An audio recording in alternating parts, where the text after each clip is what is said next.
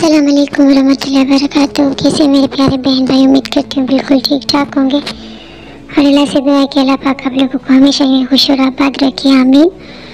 تو آج میں آپ لوگوں کو 10 بیویوں کی کہانی سناؤں گی۔ کہتے ہیں کہ یہ ایک معجزہ ہے، خواہ کیسی ہی تکلیف میں ہو تو مشکل آسان ہونے کے لیے 10 بیویوں کی کہانی سننے کی نظر مان لے، انشاءاللہ کیسی آفت اور مشکل ہو آسان ہو جائے گی، جو بھی جائز حاجت ہوگی پوری ہو جائے گی۔ کہتے ہیں کہ ایک شہر میں 2 بھائی رہتے تھے۔ بڑا بھائی امیر تھا لیکن چھوٹا بھائی بہت غریب اور مفلس تھا۔ وہ اپنی نادری سے بہت عاجز تھا۔ ایک دن وہ اپنی بیوی سے کہنے لگا، یہاں پر ہم کب تک فکر فاقے کی مصیبتیں سہیں گے؟ اب میں پردیس جاتا ہوں، شاید کہیں نوکری مل جائے اور یہ مصیبت کے دن کٹ جائے۔ یہ کہہ کر وہ اپنی بیوی سے رخصت ہو کر دوسرے شہر میں روزگار کی تلاش میں چلا گیا۔ اس کے جانے کے بعد اس کی بیوی بہت پریشان ہوئی، دل میں، اے پالنے والے، تو رزاق ہے، اب تو میرا شوہر بھی چلا گیا، اب سوائے تیری ذات کے میرا کوئی سہارا نہیں۔ آخر ایک دن جب وہ مجبور ہو گئی تو اس نے اپنے شوہر کے بڑے بھائی کے گھر گئی اور اپنے سب حالات بیان کیے۔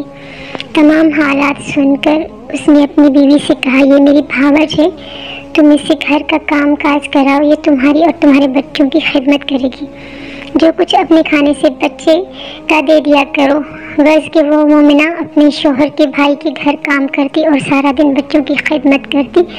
اس پر بھی وہ رئیس عورت اسے طعنہ دیتی اور اپنے آگے کا بچا ہوا کھانا اس غریب کو دیتی۔ اس طرح ایک مدت گزر گئی۔ ہر رات یہ مصیبت زدہ مومنہ اپنے شوہر کی واپسی کی دعائیں مانگتی تھی۔ اس حالات میں ایک شب روتے روتے سو گئی۔ خواب میں دیکھا کہ ایک بی بی نقاب پوش تشریف لائی اور فرماتی ہیں کہ اے مومنہ، تو اپنے شوہر کے لیے پریشان نہ ہو، انشاءاللہ تیرا شوہر صحیح سلامت تجھ سے آ کر ملے گا۔ تجھے چاہیے کہ ہر جمعرات کے دن 10 بیویوں کی کہانی سن لیا کرو اور پابندی سے نماز پڑھا کرو۔ جب تیرا شوہر آ جائے تو میٹھی روٹی کا حلوہ بنا کر اس کے 10 لڈو بنانا اور اس پر 10 بیویوں کی نیاز دینا۔ اس عورت نے عرض کیا کہ آپ کون ہیں اور آپ کا نام کیا ہے اور ان بیویوں کے نام کیا ہیں جن کی میں نیاز دلاؤں؟ تب جناب سیدہ نے فرمایا کہ میرا نام فاطمہ الزہرا ہے، میں تیرے رسول صلی اللہ علیہ وآلہ وسلم کی بیٹی ہوں اور تیرے پہلے امام کی زوجہ ہوں۔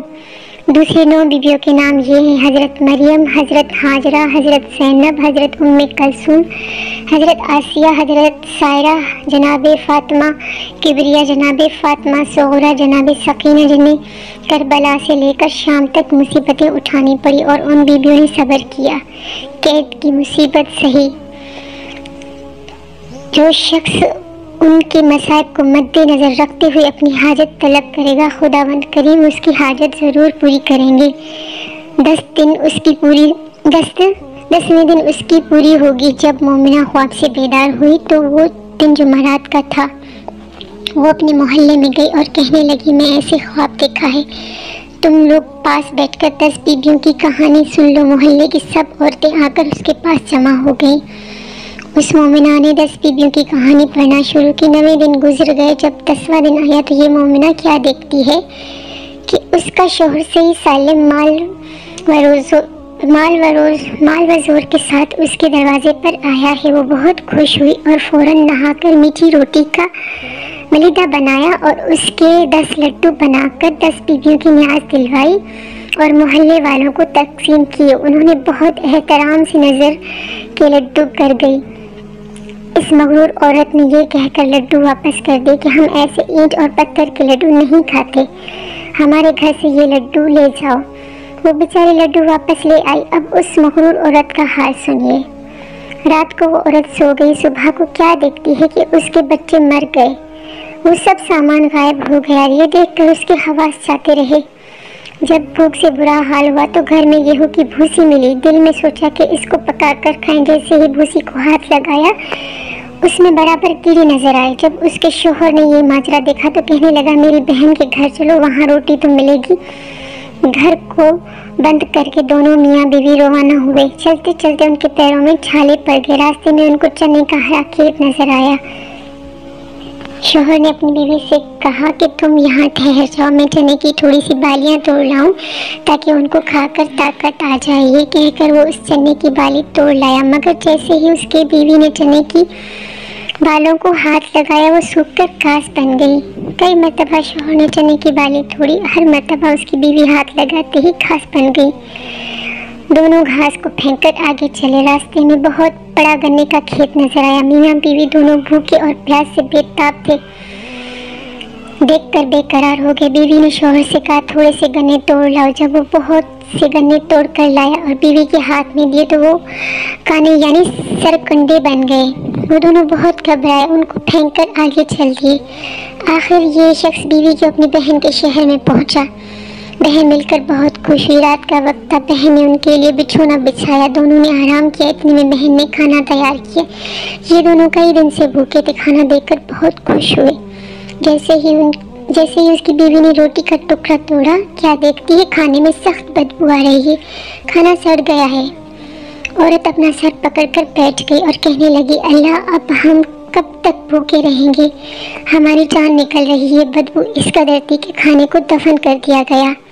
دونوں ہی سو گئے۔ رات اس طرح گزری۔ صبح ہوئی تو شوہر نے بیوی سے کہا یہاں کا بادشاہ میرا دوست ہے، چلو یہاں چلے دیکھیں اس مصیبت کے عالم میں وہ ہماری کیا مدد کرتا ہے۔ دونوں بادشاہ کے حضور پہنچے تو بادشاہ نے ان دونوں کو پہچان لیا، ان کو الگ کمرہ دیا، کہا کہ تم دونوں غسل کر کے آرام کرو۔